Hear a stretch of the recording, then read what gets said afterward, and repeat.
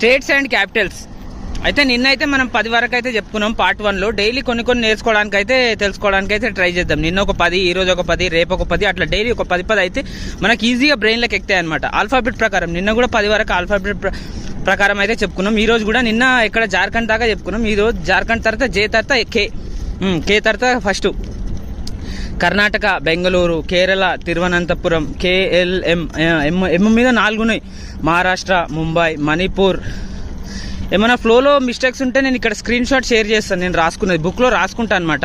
ఫ్లోలో ఏమైనా మిస్టేక్స్ ఉంటే కామెంట్ చేయండి. మహారాష్ట్ర ముంబై,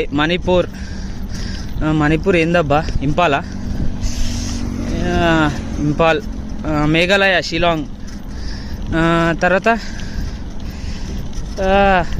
4 ఉన్నాయి, 3 గుర్తొచ్చినాయి. మీరే చెప్పండి ఏందో, నేనైతే స్క్రీన్ షాట్ షేర్ చేస్తా. తర్వాత 8 Nagaland Kohima,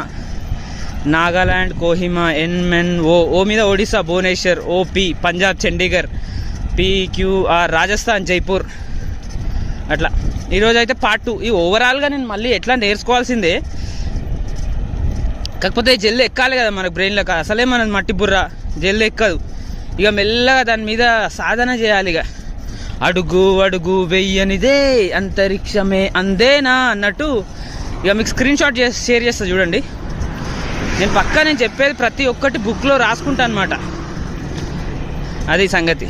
part 2 states and their Capitals.